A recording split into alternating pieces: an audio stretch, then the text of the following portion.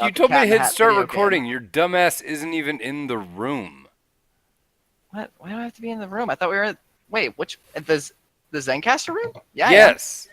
I'm Zillion Mid. That's me. Oh, Zil isn't in the room. Actual Zillion is not in the room.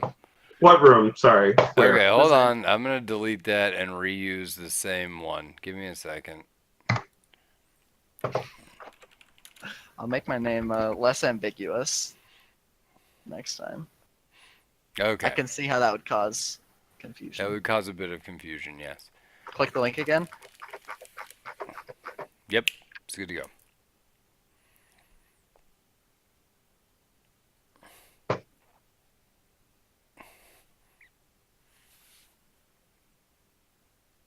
There we go.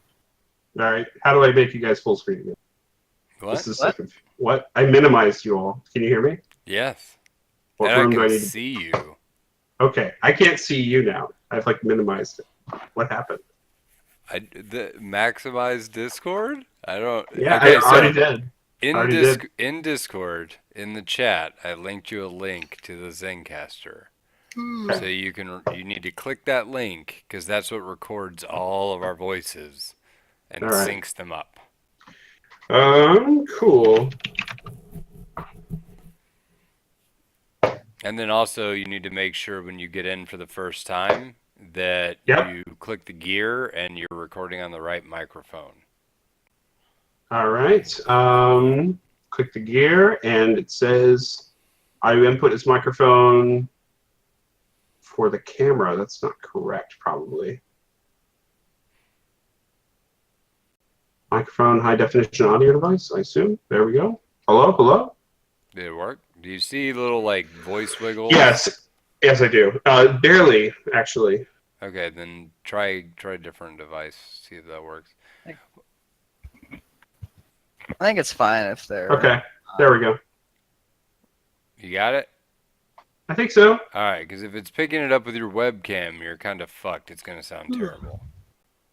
Okay, it says pro webcam, but it moves more when I have that selected. Let's see. Pick your headset. Yep. Or if you have one of these guys, this guy. I mean, we can always kind of do like a testing deal, I suppose. Audio input. Okay. All right. I had an e-girl arguing with me yesterday that Soraka takes skill, and I actually wanted to kill myself. No. It really doesn't. It really doesn't. You have to hit a skill shot about that big, and you heal. All right. You got it? Feeling good? I think so. I'm in the room. Everything moves, so yeah. All right, feeling confident. Here we go. Oh, shit. Recording is starting. Hey, everybody. Welcome to League of Legends Anonymous, episode 195. It is me, your host, Wise Papa Smurf, here with my good buddy, Michael Ponderous Sea Lion. What's up, dude? Hey, guys, it's me. I'm here. I'm playing League of Legends with all my friends. Not really. I don't play this game anymore, but I'm going to talk about it. Oh, man. You were so edgy with your I hate League. Ooh. It's not edgy when I'm in the majority, Blake. You were totally edgy. Anyway, edgy. Like an edgy little emo kid. You should have spikes on your clothing. You already have the hair whip. Hey, Michael, what color is the shirt you're wearing right now? Navy blue. No, that's black. It's navy blue. It's a webcam. You can't determine color through a webcam better than my blind eyeballs, Blake. You don't know what you're talking about. It's black. Like you studied law, not art. Shut up. All right? You don't know what you're talking about. My exterior matches my interior. This shirt is black, like my soul. Poetry slam. Okay, also with us this week is a new face that you may recognize from our Discord community. He's been around for a while, and now he's chatting up on LOLA. Introducing Zil. What's up, dude? What's up? So, welcome to the podcast. Thank you. Thanks for having me. Yeah, no problem, man. So we're doing kind of an extended tryout thing. We're trying to get different applicants in here that want to podcast, and I thought, what better option than an absolute trial by fire, throwing you straight into the deep end and just, seeing if you flail. No That's agenda, what no Blake does to nothing. all his children, by the way. Hmm. In case you're wondering. Sounds like a solid parenting strategy. Well, that's how my oldest learned to swim. Well, he's my oldest now. Oh God. Oh Lordy. So, Sometimes we talk about League of Legends too. yeah, sometimes we talk about drowning my kids. Sometimes we talk about league. It's a toss-up every week, what we bring to the table. So, guys, this week, the major topic that we're going to talk about a lot is zones of influence. And if there's any time left after talking about zones of influence, what that means, how to abuse them, how to use that to get better, then we're going to talk about this ass bag meta that we find ourselves in, and whether or not it is a good thing for League or a bad thing for League, and is it a brush of fresh, bleh, is it a breath of fresh air, or is it a big breath of farts? One of the two. Has anyone ever explained to you how a metaphor actually works, Blake? I don't know, Has man. anyone ever I'm- sat down and had that conversation with you? Has anyone ever, Called breathed you a emo fart? before? Because Well, that's no, all no, I I'm have just saying, on if you. you've ever breathed the fart, you'll know where I'm coming from. It's a perfect metaphor for Well, just but- taking it in and then just wanting to expel it immediately because it's horrible and offensive. All right. And metaphor. Anyway, so zones of influence, guys. Let's talk about that. Actually, first off, Zil, let's have an introduction. You should probably say something about yourself. People Sure. might know you a little better.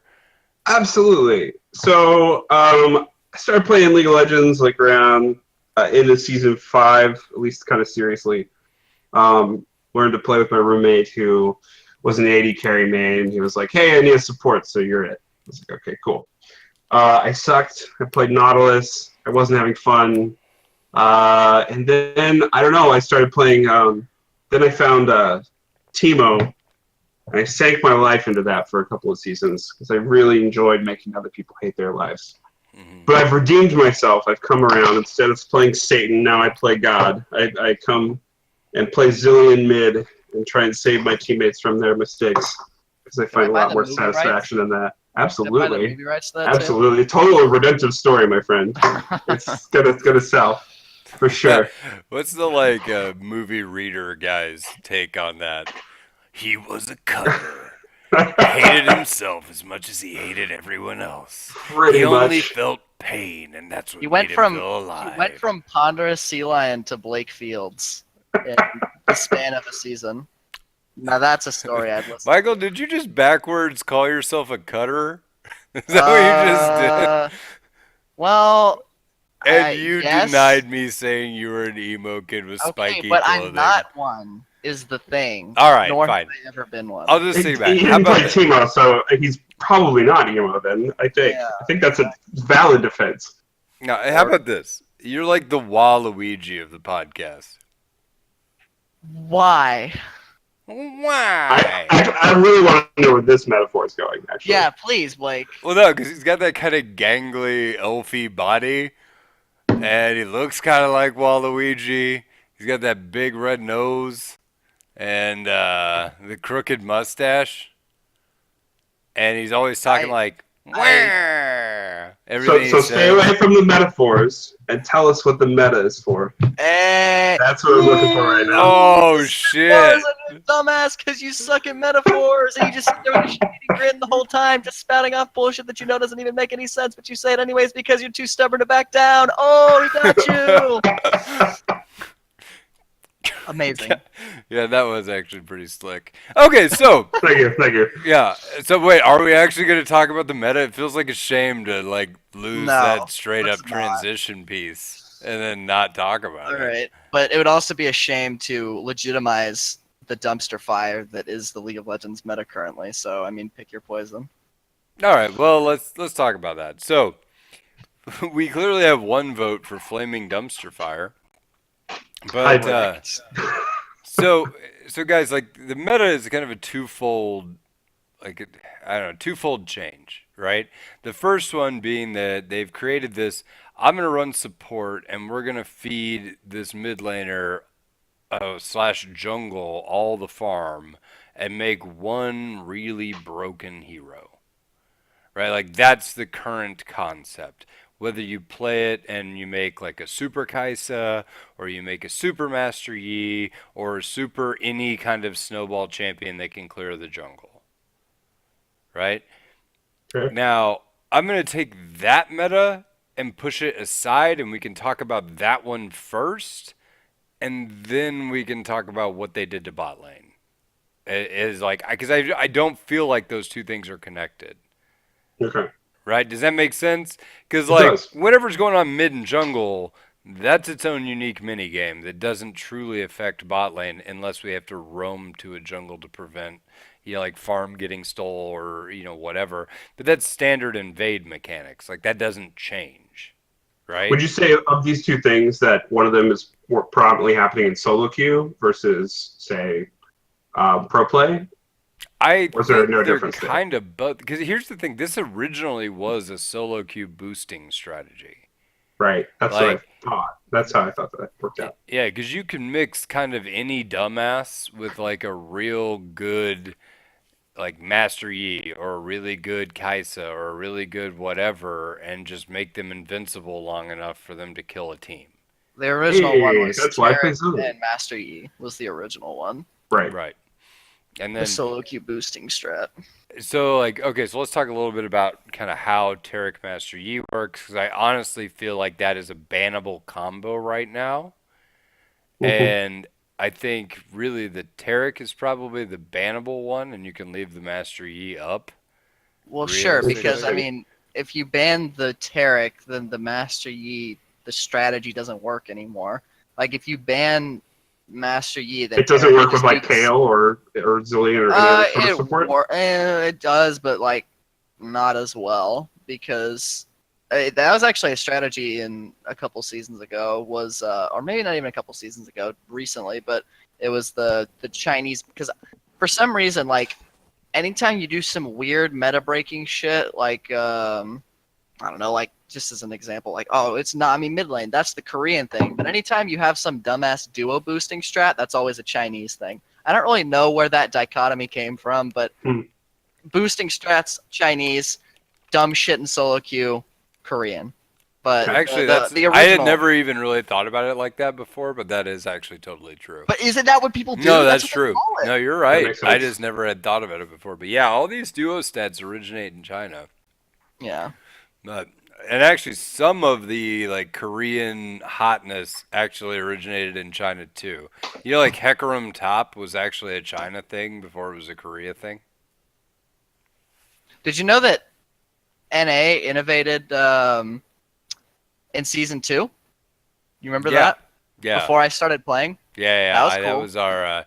Doesn't it Remember, suck whenever you peak before you're actually even aware of it? doesn't that suck when you peak, even though you get the game before the Koreans, and then the Koreans, as soon as they're on the scene, they just beat your ass into submission? That's what I Yeah. like about the Y'all, story y'all mode are old. This matches. is way before my time. Yeah, It's whatever. StarCraft. Yeah, I played StarCraft. That's right. And That then I same thing realized that happened in community sucks. StarCraft, dude. Fair enough. This all Uh, happened. This is it's all been done before. Uh, anyway, I was gonna talk about yeah, this strat was around for a while. It was Master Yi and Kale. I actually Right. ran it with the inglorious Master of the Kench, Frost from League Yeah, yeah. Cast. We actually played that a few times in either season 6 or season 7. It was really dumb, and it's just basically the same thing now. You just give all the farm to the Master Yi. But to explain what the strat is, the Taric helps the Yi jungle and clear camps, and then they run to mid lane, and then the Yi takes all the farm mid lane, and then they keep doing that. They go back into the jungle, and they come back into the mid lane, and it basically just funnels a bunch of resources into the Master Yi. He goes invincible from the Taric ult. He gets shields. He gets Ardent Sensor. He gets stuns, and he just 2v5s. That's like the whole point of the strategy. and it's dumb because Master Yi's because it works, and Master Yi's obvious weaknesses are he's squishy if you build him to do damage. Turning invincible somewhat negates that squishiness. I don't know if you knew that. The other thing is that the Taric can put hard CC on top of the E with attaching his stun to him, and then those are like squishiness and no CC. Those are like the two problems that Yi has, the two biggest ones, and those both kind of get solved by pairing him with the Taric. So that's why it's such a disgusting strategy. So let's say you guys find yourselves in a game against that, like in solo queue. Like, what are you doing? Are you dodging that immediately, no matter what, or like what is your way out? Like the thing is with any hyper specific strategy in solo queue that you come across, it is all about the execution of the opponent. Like if you're playing against two good players who understand their champions and understand how the strategy works, you're not going to win. It's like Rise. Like if you're playing against an excellent Rise player, you are going to lose a lot. Like you're never going to beat a really good Rise player in just generally. I mean, sure you'll beat them sometimes, but it's so hard to beat a good Rise player. But the problem is that pretty much everyone sucks at Rise, so the win rate stays low. Like I don't actually know if it's like those two champions together probably actually do have a pretty good win rate. Taric had a 54% win rate mid. Yeah. And he was only being played with Yi mid. Yeah, exactly.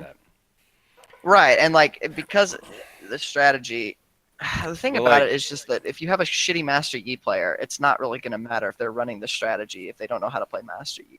You know? The trick is supposedly, right, this is the LCS counter meta strategy, is to you know which side that they're going and you invade the jungle on the other side to kill as many camps as you can before they get there, which mitigates the amount of jungle they can actually take and the amount of damage and materials they get funneled into Yi. And then their mid laner becomes useless and their Yi becomes a normally fed jungler. Right. Is basically you prune the bush before they get there. That's a metaphor, Michael. It's removing excess branches from a tree to help encourage its growth. So, and trees are in the jungle, so it works. I get it. Okay. I'm on it. So, anyway. So it works on meta 4 or 5 different scenarios. Ouch. And that's a pun. So, let's just say we're really lucky that we're getting new recruits. I know, right? I'm really scraping the barrel of what I'm bringing to the podcast these days. Okay. If you want to get on the podcast, just get on. We're not actually, we don't care anymore. Just please hurry. We're floundering out here. Just join. We've had to put up a picture of a scarecrow for 2 weeks. He's not even laughing at my jokes. All right, guys, I have to be honest. I ate Wormlax. He started talking about cannibalism. He got me interested. We were hanging out. I ate him. Okay? I'm not proud of it, but that's what happened. That's the real... It's too painful for me to see the little MIA sticker where Wormlax used to be. You know? So he fed you in the RL, basically. He really... He could never have done it in game, but he did it in real life eventually. You know, God bless him. And it's just, it's so painful for me to be here now. You know, it's going to be awesome whenever his work schedule clears up.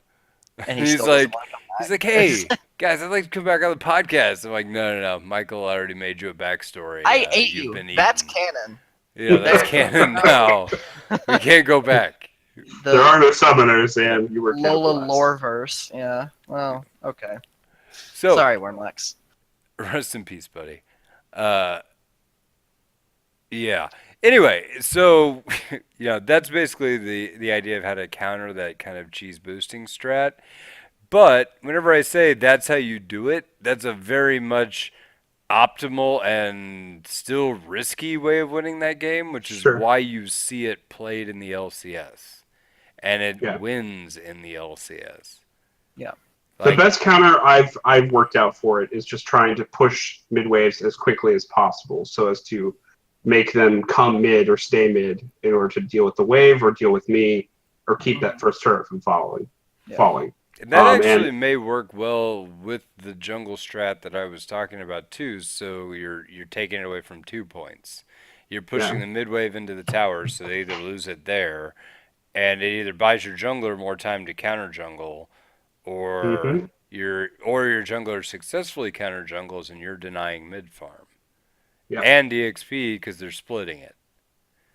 yes. So that's pretty. Yeah, it's okay. That's pretty legit way to Which is kind of why like I'm put the also brakes on. taking Smite mid Runic Echoes. But yeah, that's Okay, so let's talk about that. Smite sure. mid runic echoes, because that is kind of your signature move, right? Currently, yes. And I've seen you do it mid. I've seen you do it top. And Top was completely experimental, but yes. I see it and I kind of shrug and I go, all right, he's doing this. What do you? Is that a Zillion specific thing for you, or are you just saying like do it with fucking everybody? I think it's Zillion specific mostly. Okay, I so tried it with a few other champions. It didn't seem to add any sort of effect. okay, so what does it bring to the table? You feel like for Zillion in particular? Well, for one, like Zillion, like has what one spell that does damage, right? Mm-hmm. It's added utility in the kit, kind of like a remote detonator for one. I assume you take blue smite, right? Yes, Cool. yes. It's also slow, so I can get double bombs off more easily without actually having to use my slow, so I can speed up, slow someone with the smite. So, but early on, it's best for build path. I can basically get a cheap Ludens with Runic Echoes. I can take the mana jungle item maybe on the first back, and be able to like have sustain in lane just by popping over to the side, act like I'm roaming, that kind of thing. But yeah, cheap Ludens pushes the waves faster. I can put bombs on minions, and then people will walk up to those minions thinking the bomb has got 4 seconds left before it detonates, right? And then I can smite that minion real quick and pop them for a quick trade. Things like that have all kind of worked into the play style of it. But mostly it does help me push the wave faster whenever I meet up against those particular cheese strats where they're coming mid and then going back into their jungle. I can just like instantly clear waves. Okay, so it's not for you. It's not like scuttle crab control and shit like that. Oh, Like, that is like the idea eventually, but at this point, I have not developed that. No. okay, what do you ever go take like their raptors or anything? Because like Zillion, you double bomb if you got a that should clear the little baby waves, Yes. right? Absolutely. Yes. As long as it's not early game. So usually I play pretty safe early on, but once like the map opens up or first tower's down, I'm taking everything I can. Scuttle crabs, raptors, all that stuff. And I can do it very quickly with Smite. Just like boom, it's done. One combo.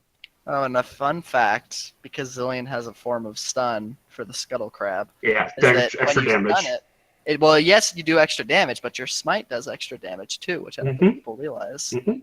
If you stun a scuttle crab, even though your smite is true damage, I think it's actually a mistake in how they code it, but your normal damage is amplified, but your smite damage is also amplified, so you can win smite fights like that. Is that right?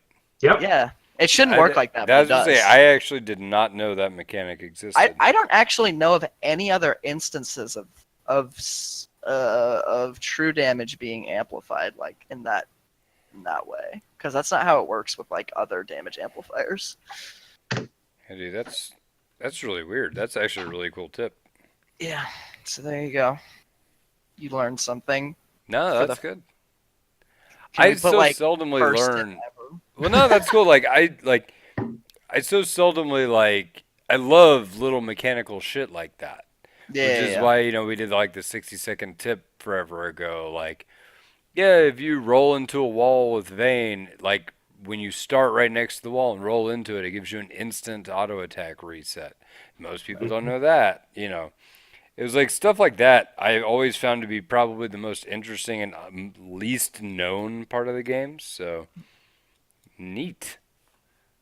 Neat. Oh. And all because Zil takes Smite. And I'm Hey, not but- saying that's good. Like, I'm not advising people to do that. I'm just saying that's what's working for me right now. And more than anything, I do it because it's fun, and I play the same champion over and over again, so I gotta spice it up a little. This is off top. Well, this is sort of off topic, but Blake, when are we gonna 2v5 the community with Master Yi and Tarek? If When's they that leave gonna both of happen? those open for a community game, and we No, both I happen mean, to I be on mean the same team. literally He means 2v5 in Like- a custom. queue up as two, or you and me versus 5 people. Master Well, Yi you know, and Tarek. we really versus wouldn't the even. world. You just go to, like, go lane to lane to lane, Exactly. and you It'd wouldn't be even awesome. farm I'd be the level jungle. 18 at like 15 minutes. It'd be great. God. I can hate you right Just- now. Like, You that's just make horrible our entire to think about. community rage quit. Yeah, you will That have no more sounds- podcasts. Yeah, dude, everybody listens to the podcast because I'm such a likable and agreeable person. So I would really be endangering that if we went through with this. Well, I really plan. feel like you're more like the Gordon Ramsay of the podcast if you were a sad kid, That makes right? a Like- weird amount of sense. Well, that's what I'm saying. Like, every podcast has to have. Okay, so I've done a lot of market research, right? And you look into like Howard Stern, and you think, how is it that Howard Stern has a show when everybody seems to hate Howard Stern, right? Then you look at the statistics. I don't like and this comparison so far. Just so. Oh, we're clear. you're not Howard Stern. You're Gordon Ramsay, but sad and younger and untalented. I feel like at there might cooking. be other differences between us. But Yeah. Okay. Well, hold on. Keep going. Let it get to its natural conclusion here. Here we go. Natural conclusion. conclusion. Quit. Keywords right there. Just pipe down, Howard. We're getting to Point Town. So here we go. All right. So the average radio listener listens to the radio for 20 minutes before they turn it off. The average Howard Stern listener listens to the radio for an hour and 20 minutes before they turn off the radio.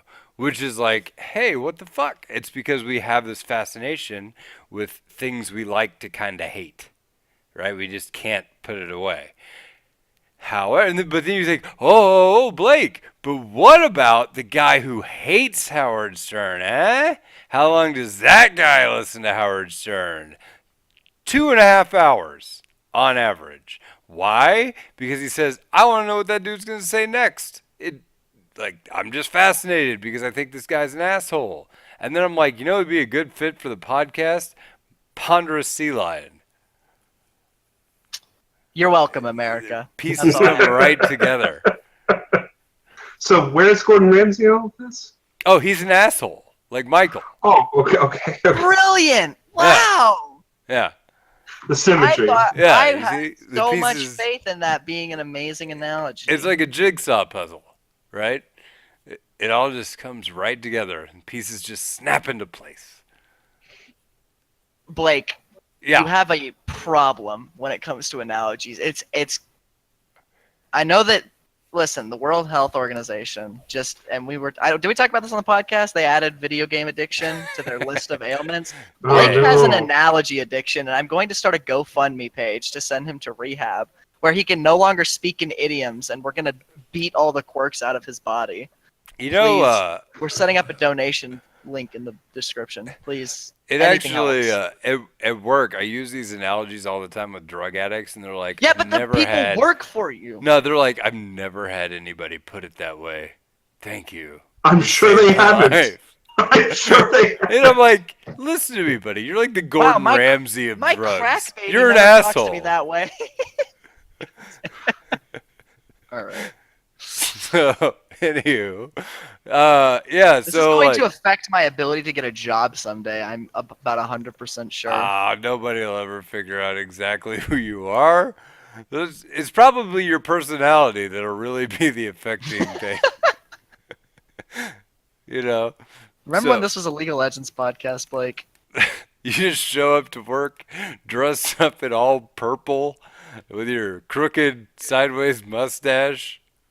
They're like, Am I Michael, Waluigi or am I Gordon Ramsay, Blake? Because I I- can't be both. Those I are don't just know. they exist at opposite ends of the spectrum. I don't know, okay? Waluigi's Waluigi kind is of a an happy-go-lucky Italian man. he is who not likes go-karting. happy-go-lucky. He likes There's go-karting. nothing about Waluigi is He likes happy-go-lucky. go-karting and golf and driving. Tennis.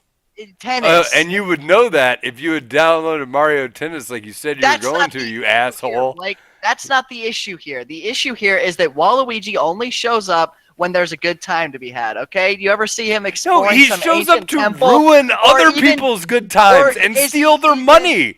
That's him and Wario's thing. But if he was doing that, wouldn't he be in the new Smash Brothers game? Yeah, but Well, he's is not. there money He's not. there, or is there just relentless ass kickings there? Because he's also there- kind of a pussy. What do you think? There's money in their whatever amateur go-kart league they're in? No. Yes, it's literally sprinkled all over the track. That gold coins that are the size of your face. What are those? Yes! Nothing. They're If not you said, real Blake, here's a gold coin, it's the size of your face, I'd be They're like, not Oh my real lord. gold. Yes. They're gilded. It's covered in a gold-like substance, Blake. You think that the Mushroom Kingdom mint is just cranking out solid gold? yes, No. it's the Mushroom Kingdom. It doesn't follow rules. People eat Well- mushrooms and grow double their size. It is, So then, if they all have bets are off. artifacts like that you could just find in the wild, why would gold have any value to the people of the Mushroom Kingdom?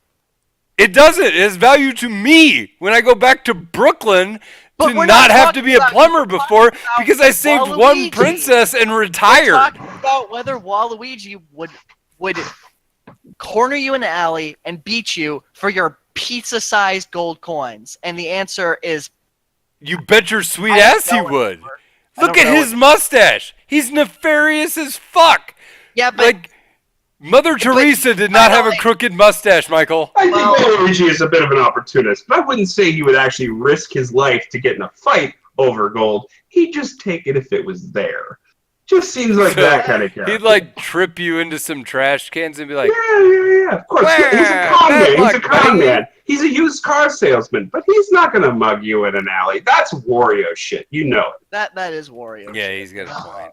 He does have a point. All right. Well, I'm sure that we had a point somewhere nestled in there in a Russian nesting doll of bad arguments and expository dialogue about the world of the Mushroom Kingdom. But yeah, I All right. don't know what we're So talking if you about. agree that Michael is Waluigi, hit up the Lola Twitter with Press hashtag one. Team If you agree that- Waluigi. If you agree that he's Gordon Ramsay, press 2. I'm going with Gordon Yeah, Ramsay. sure. I think that's much more flattering, even though I love Waluigi. Oh God, my life is a meme. Okay. All right, so like we've talked about this this fucking shitty meta where superheroes get made mid and why that sucks, and the problem that I have with it is that I feel like that strat is too difficult to counter in an uncoordinated game. Correct. And Okay. the problem that you run into is solo queue will never be that. There's no amount of like available resources to make solo queue coordinated Can enough I- so that people can actively counter that strategy. I actually have a solution to that. Shoot. It's a bit controversial. I gotta get really close to the microphone though. Yeah, I want to know what Riot has What? to do to change this. What if they First, put that's voice comms in the game? And then you can Oh. talk to your teammates Oh. in a highly competitive real-time strategy game with hundreds of moving parts that are impossible to communicate from. Go this way, danger. That's it. That's all you have. That's your communication. It's like if cavemen were banging rocks together and expected to invent the steam train. It's not going to happen. It's just you don't have the Okay, tools so for the the problem- job. Yeah, the problem I have with that is that the communication will work both ways, right? It'll actually help the Tergi work better together too with the rest of their team. But So you're going to just increase that on all fronts instead Well, I of actually assume doing. those two are duo. yeah, the whole point of the Teraki is fuck everyone. Fuck all other 8 players in this game. We're just going to play PvE and then run over everybody like they're just additional Okay. minions. That's the whole point of the strategy. And you don't think any extra coordination with the rest of their teammates would be helpful for that? It though? would be helpful, but it wouldn't. Okay, so say that like if we assign each team a communication rating, the team with Teraki, because they've got 2 people communicating, they got a 40% communication rating. and then because they assume that they are actually communicating at a high level together, and then the other team has a 5 communication rating because they have go this way ping. That's their communication. Okay, not Sure. great. And then you give all 10 players voice chat, and that 40 goes up to maybe like a 70 or an 80, and then the other team goes up to like a 60 or 70. You know, it may not be Fair enough. quite on par, but it's gonna be closer than it would be otherwise. Even if Okay. they go up by similar amounts, just in terms of ratios, it's gonna be closer. Okay. Would be my And I mean, Yes. realistically speaking, if they get their shit off, it doesn't matter. If you can Yeah. communicate into a Cherokee, he's invincible and he has CC. the, And he the kills communication everybody in needs 2 to happen at hits. the early stages of the game, Right. is what Blake is saying. Yeah, I don't think. No, you can go. And I mean, at that point, your duo, because your Tarek and your Yi will always be a duo. I don't think Right. anybody's locking in Jungle Yi, and then somebody just goes, you know what? I'll play Tarek, yeah. I want to be useless this game. Right. They go No. Tarek. You know, No. I just don't. I mean, maybe you have some like weird altruist support main that gets auto-filled mid. I think Yeah. that communication aspect that you're talking about like might work at higher elos where people are actually like understand what they need to do already a little bit and what information to give each other. But I feel like certainly, I don't know, like mid silver down, like it's not really not going to make a difference. Like you'll have a jungler who says, "Yeah, I'm going to come top at such and such time and help you with whatever, help you with the dive," but that like they don't follow through with that. It's just like it's words in the air. It's words in the ether. In the context of this strategy specifically, though, the thing that people don't realize or don't take into consideration when they talk about strategies like this is that everyone sucks at this game, and Okay. people don't run the strategy properly. Okay. People assume that because the strategy is being run, it's being run competently and effectively, and that is almost never the case. Like it's sometimes, at least in low elos, which is what you're talking about right now, Right. and because of that fact, you know, even if they're both, if assuming that everyone in a silver game is silver level, like if you've got 2 diamond players who are playing the Cherokee strat and silver, nothing. It doesn't matter what anybody else in that game does. They're just gonna lose or win Right. if they're the people on their team. But Sure. even if the enemy team isn't communicating the effective strategies to counter them, the Cherokee is also not fully aware. They probably have a concept or a grasp on what they're supposed to do, but they don't actually understand it on a deeper level. So they're gonna mess it up too. And I just think that, I don't know, this wasn't the goal of the episode, but I just think that it's been so long that this game has been optimized to the point where even at the lower levels of play, like low level play, silver now versus silver in season 4 or 3 is actually vastly different. And Yeah, no doubt. players are better now, and Mm-hmm. at all levels. And the game has just changed so much that the fact that there is no voice comms at this point is just ridiculous. Yeah, I have nothing against voice comms. Like personally, I don't think it'll cause as many problems as people think it will. I'm not against it. I just think its lack of existence right now is what leads to this dumb shit cropping up in solo queue. Because Interesting. one of your biggest weapons against dumb shit that's cheesy is communication. The biggest counter to cheese is communication, 9 times out of 10. Fair enough. And the fact that communication is so gimped in a game that desperately requires it is, I mean, it's a problem. Imagine watching an LCS game where they just turned off the comms for a game and they were supposed and the players are supposed to communicate through pings. It's like it'd be such a shit show because that's not how human beings communicate with each other. That makes sense. So on top of that, like, do you think anything needs to change with like Tarek specifically? Like, do we just need straight up nerfs? Like, has Tarek been sleeper OP this whole time, and like that needs to be fixed? Well, okay. So to be fair, Tarek and Yi has always been a gross combo together since the rework, and the problem with Tarek is that Yi is that before this strategy was discovered, Tarek just made Yi really good.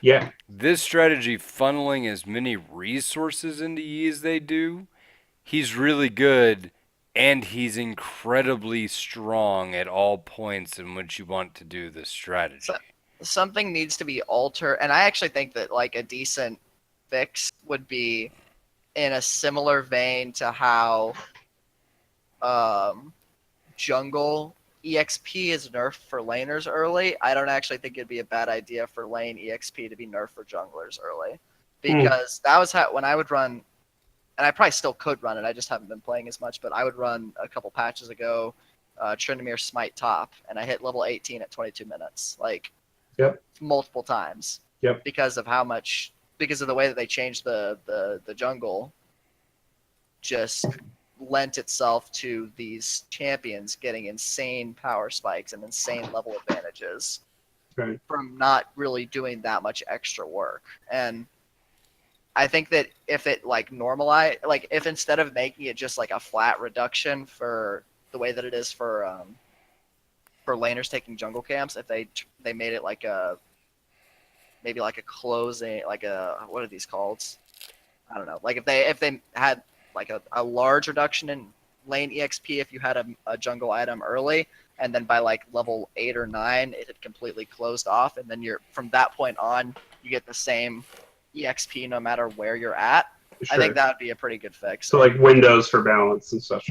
Makes sense. Yeah, just like because then the problem is that he is getting to be such a high level so early, and that's one of his biggest weaknesses is level 1 through 5. Not because he is necessarily a weak champion in like 1v1s or anything. He's actually much better than people realize, but the problem is he doesn't have any utility and he doesn't have any real gap close. I mean, his Q is a gap closer, but you have to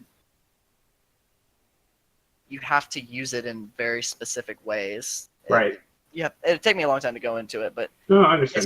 his Q doesn't it's not as binary of an ability as people realize when it comes to ganking. Like if you just walk into the lane and press Q, that's very rarely the actual optimal play that you need to be making when you're ganking as him. But the problem with rushing him to level 6 as fast as he gets it in this strategy and as safely as he gets it in this strategy is it gets him to the point where he becomes a champion, and his whole weakness is supposed to be that he's weak early game, and then this just bypasses that whole window of vulnerability, and then Sure. And so, like, yeah. here's another thought that they could do to kind of nerf this strategy is Tarek's ult could be tied into some sort of stat in terms of time, like a stat that you're going to purchase as a support anyway. Because realistically, if you do this jungle strategy, you're probably not going to get the same amount of gold that you would get as if you were actually in bottom lane doing support things. Mm-hmm. Because you're not taking any of the jungle, and you'll get whatever your Targon stacks are, and that's pretty much it.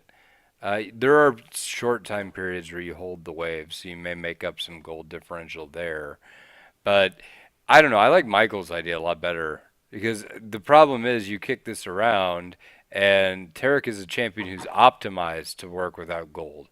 All Right. supports are. And if you take Right. that away, then it kind of like guts his ability to just be a support, and he can't really be played anywhere else except in this cheese shit. Mm-hmm.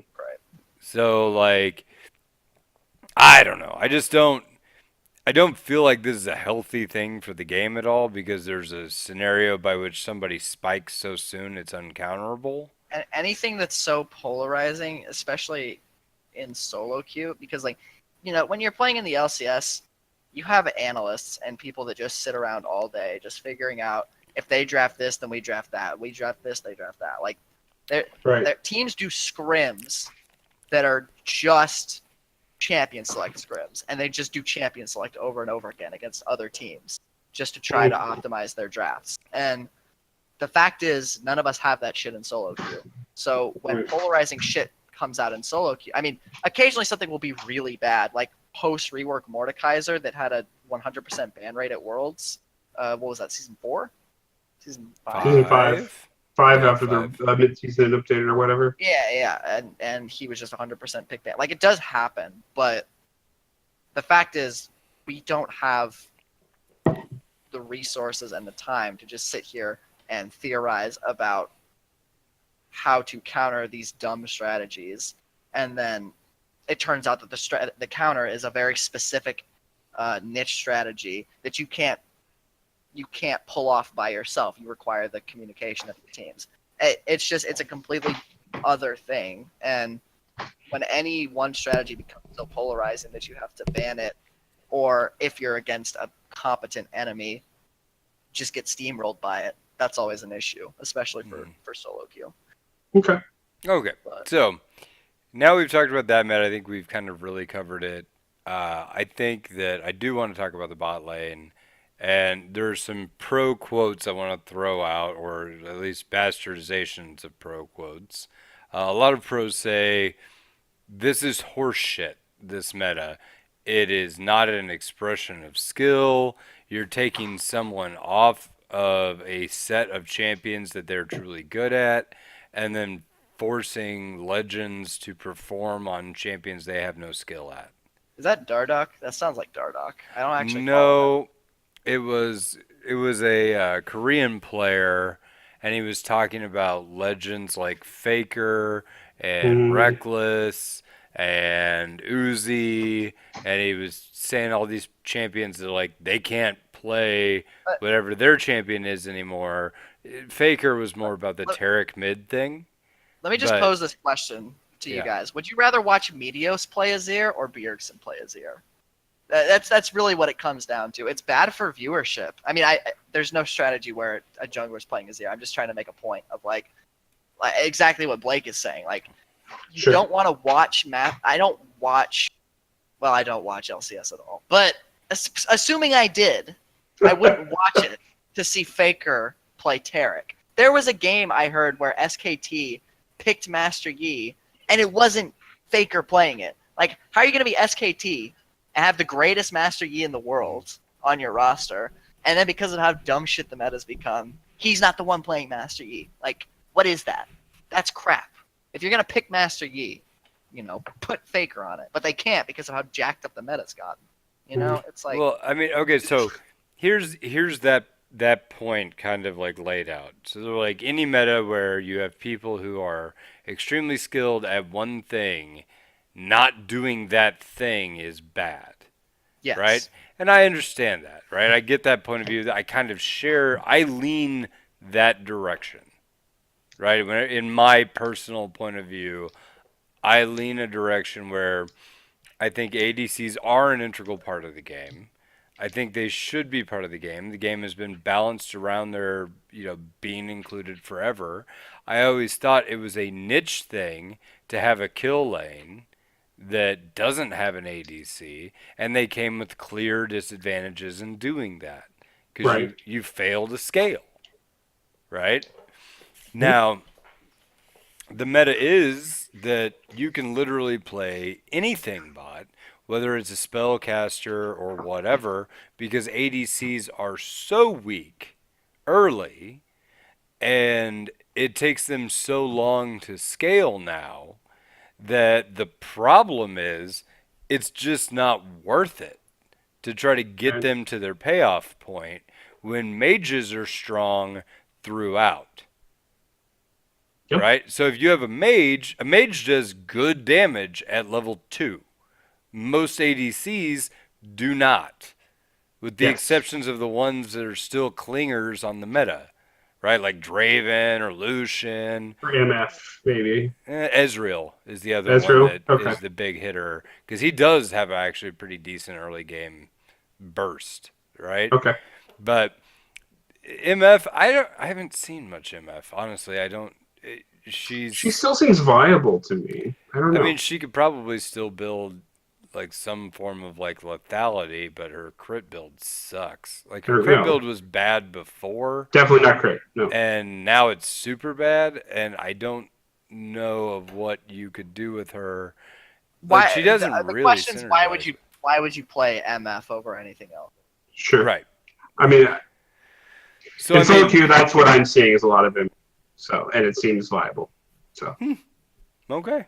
Well, like I said, here's the the catch is you have these like and MF I suppose does fit into the bully niche in early ADCs. That makes some sense. Plus her passive, she can kind of like work around some of the bruisers, I think. I just looked it up. MF has almost a 54% win rate. Yeah, I thought so. I thought she was around there. Let Holy me see shit. let me see what her highest win rate build is real quick. Because I actually didn't know about this. And she takes Conqueror and builds. Does it have the builds on this website? It should. It's the highest win rate? Zil bringing value to the podcast. Just experience. I played too much League. Yeah, she. We're still gathering data for this stat. Okay, it doesn't have the builds or anything, so I can't tell you guys what to build, but no.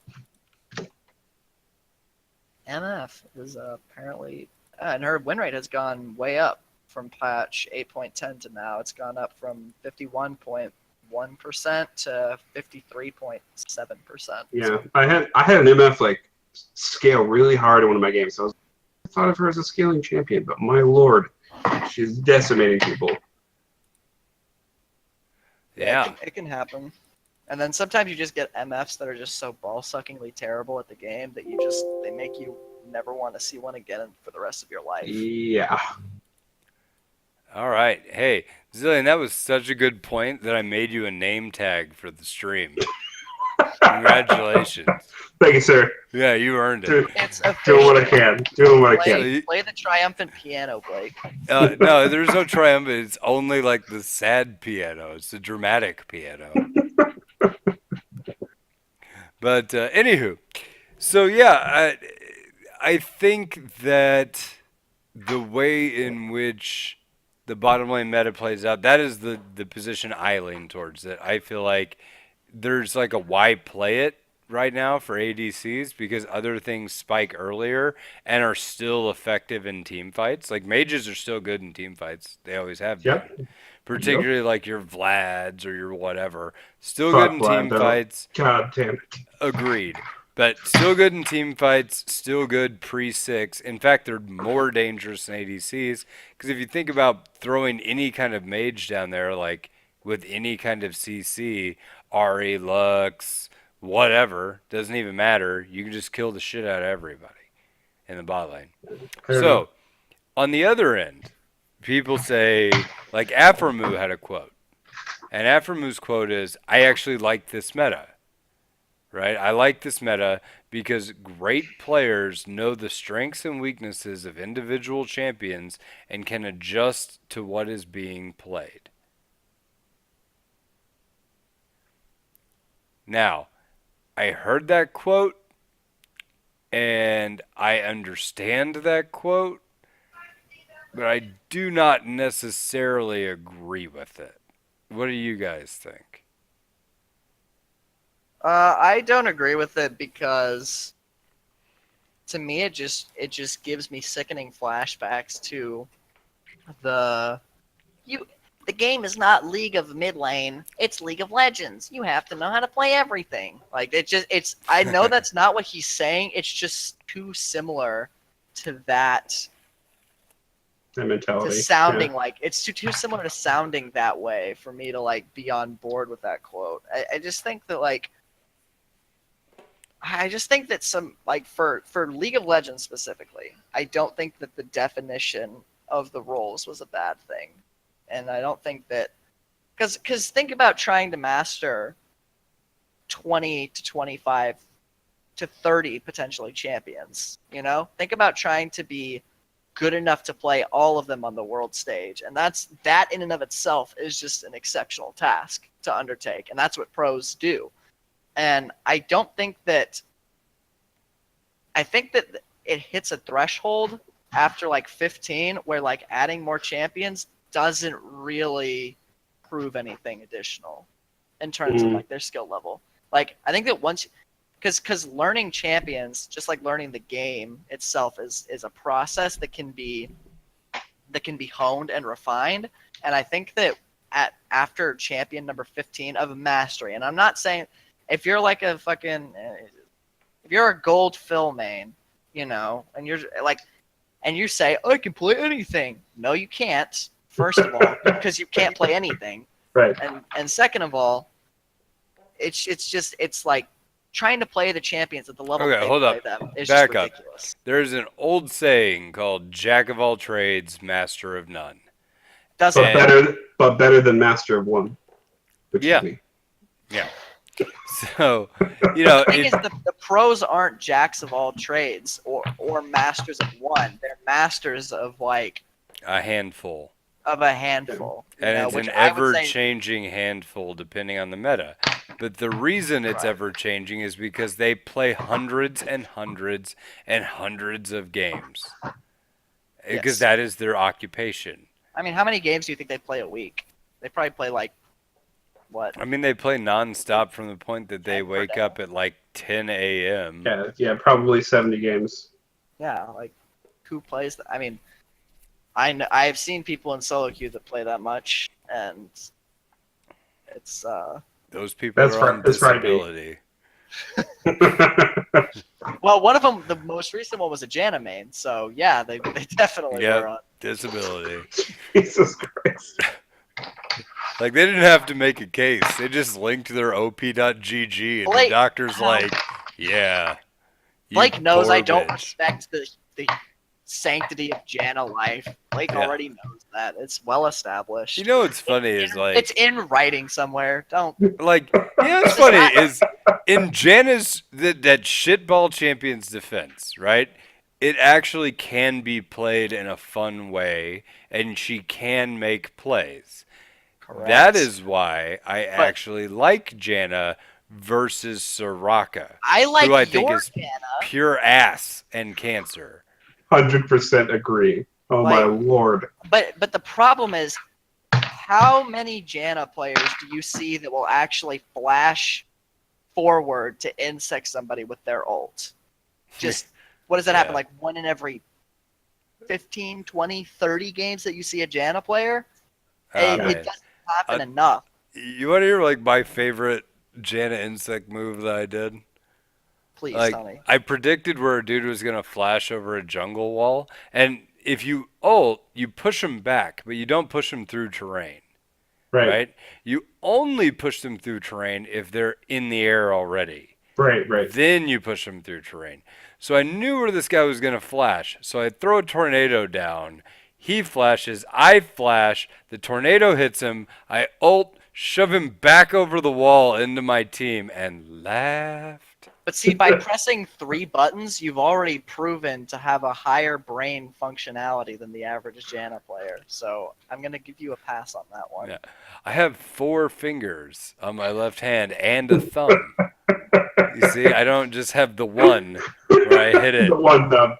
Yeah. You guys ever It's see not- those? Do you remember Not The a full Simpsons? fist just smashing the keyboard. Do you remember The Simpsons where Homer got that pecking bird and he put it on the keyboard and it hit the one button over and over and over again? And like that's like that bird is a Janna main. Like, That explains so much. yeah, and it's Diamond 5. It takes the meaning of bird brain to a whole nother level. So I'm sorry, Anyway. we were actually discussing something, and then yeah, we were actually discussing the bot lane meta, and then we got off on a bit of a Janna Bash Jamboree. Jamboree. Anyway, I've actually never played Janna. I mean, that's true of a lot of champions, but I'm just gonna throw that right out there. I literally never logged in and said I'm gonna lock in Janna. I've got Mastery 6 Janna, which Okay. is like, you would think like, dude, Mastery 6, we're talking shit. I have 21 Mastery 7 champions. Right. But you were Yeah, like, this is so- as close as I can get to hell without actually going, Well, so I'm not well, gonna get 7. The problem... How many levels were there in Dante's Inferno? 7. 6, 7? Yeah, 7, right? Well, 7 layers? There you go. You're one ring outside of the deepest ring of hell. Yeah, I'm just There we go. waving at Hitler right now. Yeah. Like, sucks for you, dude. He lives across the river. Yeah. He did play Janna, or would play Janna. Yeah. He probably would. But, so, that being said, like, where we're at with the bot lane meta, I'm going back to the topic, is... Blasphemy on the LOLA podcast? yeah, I know, it's Turning to the insane. topic? People Disgusting. come here for the asides. I honestly believe that. I don't think the topic matters. Well, they're not here to learn anything. I can tell you that. Oh my god. Because coming here to learn would just instantly I be an wonder- indicator of mental illness. I wonder you if there's came a to this kid out podcast there to that's learn like, Lola's taught me to be so much better at League. I sit down for every Lola podcast and take notes. something. Well, that kid's dumb as fuck. Sorry. Well, he was, and then he read his notes and he got to Diamond. That player's name? Albert Einstein. Oh, snap. He's a fucking Janimate. So, that being said, back to bot lane. We're good. We've torn ass of Janna enough. But anyway, so like, I really get to thinking about Afro's quote. They're like, well, maybe it truly is just an adaptability thing, right? But adaptability makes sense from an argument that who stays on the top of the LCS.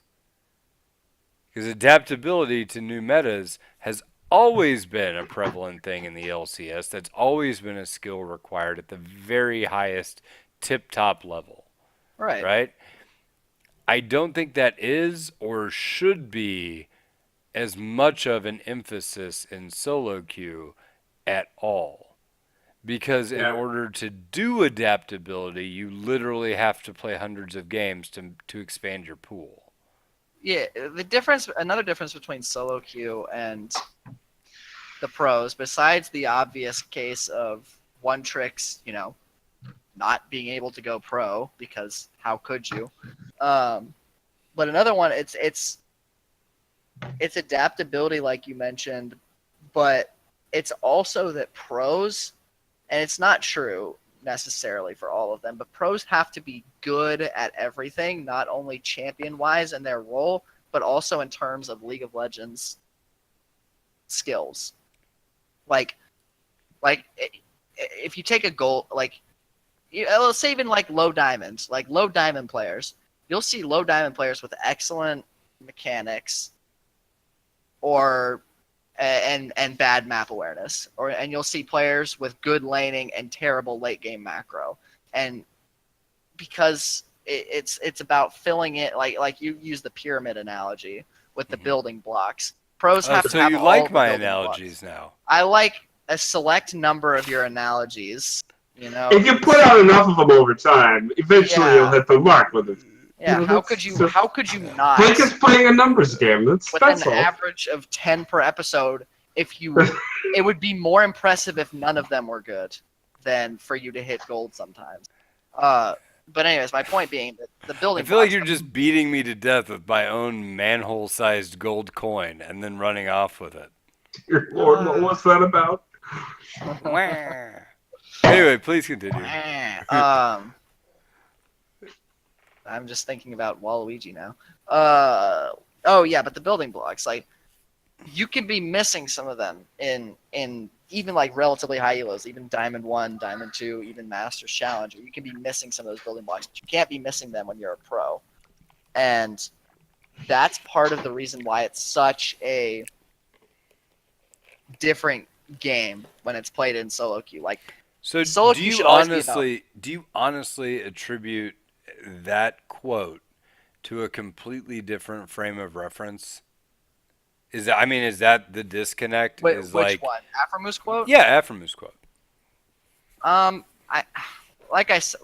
main point in contention with this quote is that I think that pros have adapted enough and learned enough champions that them learning more champions doesn't prove anything about their skill.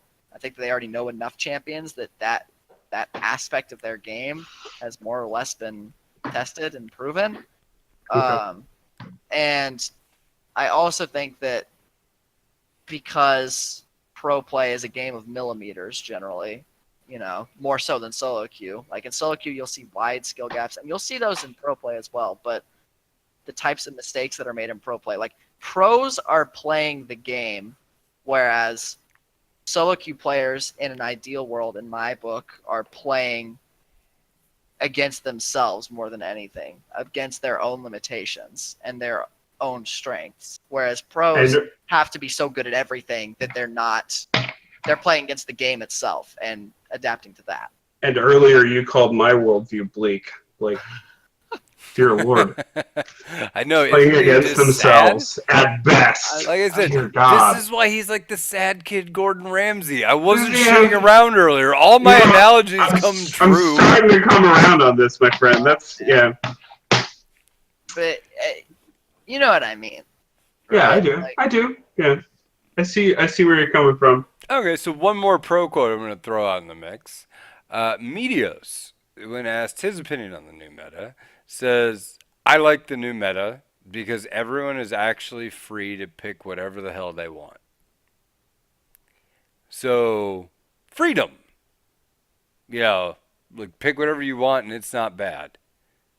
Okay, so I actually there don't is like that. something to be said for that, Okay, sure. right? But I mean, is that a good thing to be said? Zil? So here, as a non-meta like person, like I just whatever the meta is, I don't want to play it. The idea that all of a sudden everything goes means that I'm no longer special. Okay, it's like we have a meta, and I find it fun to be able to, at least at my elo, work around that and try to find things that are so ridiculous and yet make them work anyway, and frustrate other players who are like, this guy's doing things wrong, but he's still making it work. That's insanely frustrating to play against, and leverage the game that way. So like, yeah, if we have a meta where like anything goes, you can pick anything, play anything.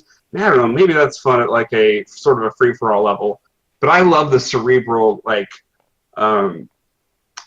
interaction I get with like trying game to of do 4D things. chess. Yeah, more or less. Okay, here's the difference. It's like chess, right? So chess is a structured game. We know what the rules are. We know what the squares are, and then I just erase all the squares, and I say, "Go ahead and play chess now." Yeah. Right? I It's don't like care Nom. anymore. Like chess Yeah. just became Nom. There are no rules, and the pieces do whatever the fuck they want to do, and maybe like the movement shit still applies, or maybe it goes a little further than it was supposed to. There are pawns jumping out of the trees. Why read patch notes? Why care about like small changes if like anything goes? I don't know.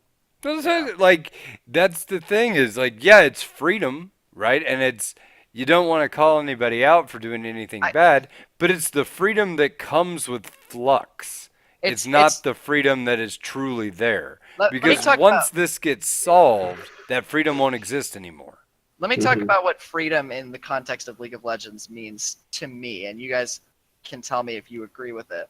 To me, it means rather than the freedom to play anything anywhere, which from the little amount that I understand about Dota, it's much more similar there. I mean, there are still rules that govern Dota, but it's like the game feels a bit more Dota-esque right now, but the frameworks for the games are super different, so it doesn't really work. It's like, I don't know, it's just weird now, but freedom should be like the freedom to play tanks or assassins in the jungle, Like that's a choice, that's a dynamic choice that you can actively make that improves the game because and has consequences. Consequences, exactly. Like the difference between whether you're gonna play, Sejuani or Zinzao, you should be able to play both of them in an ideal world, but you won't.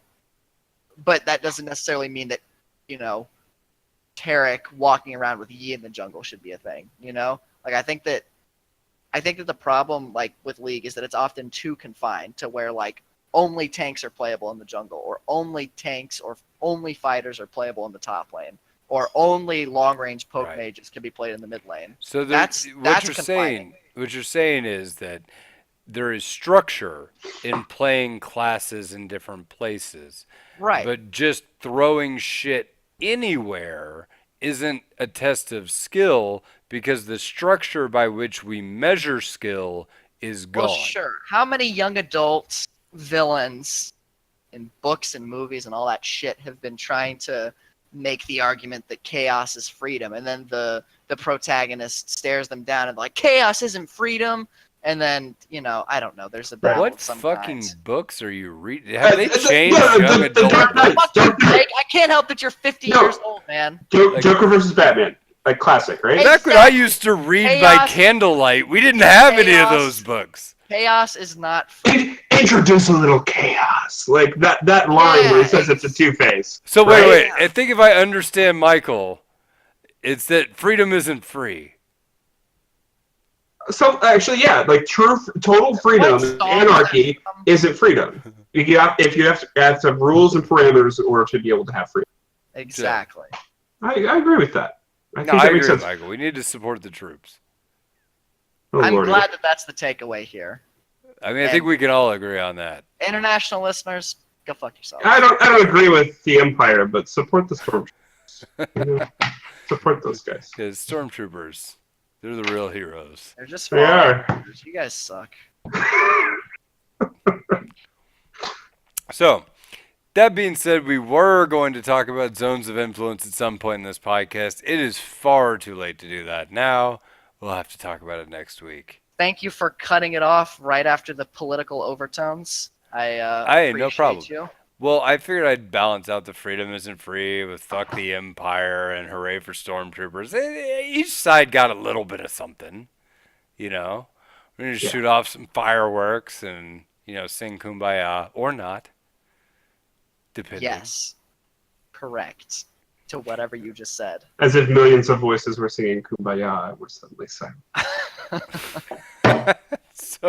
So with that, we will close out the podcast for this week. Fucking piece of shit thinks he can make jokes on his first day. This. I thought you were talking about me for a second. I was like, you Waluigi motherfucker.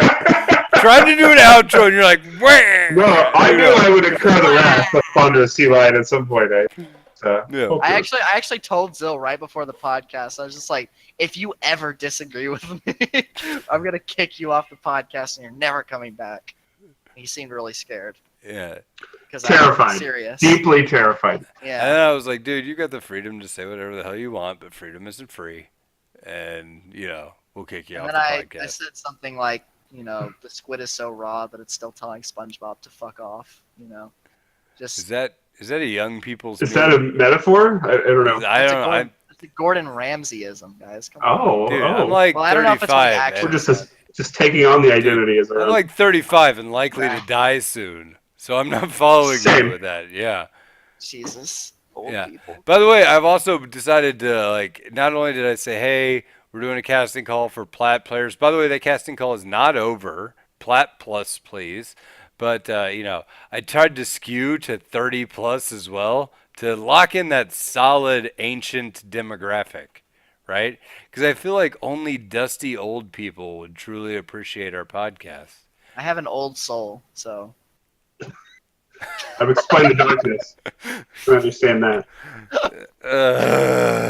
So, that being what's said, a casting call. mortgage, Blake? Can you explain one of those before we end the podcast? If you really wanted me to explain something old, ask me what a reverse mortgage is, and I'll tell you. Hey, what there it is.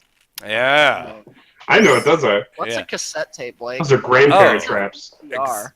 What's a DVD? A cassette tape was What's an iPod? what a man used to do when he was in love with a woman.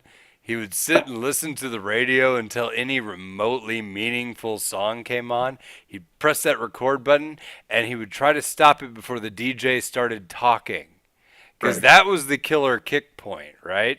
Is you make the mixtape, and you try to cut out as much of the actual radio DJ as you can, and then you get into the next song. It was an art, and women appreciated that because it was like, you must have listened to the radio attentively for hours to make this for me.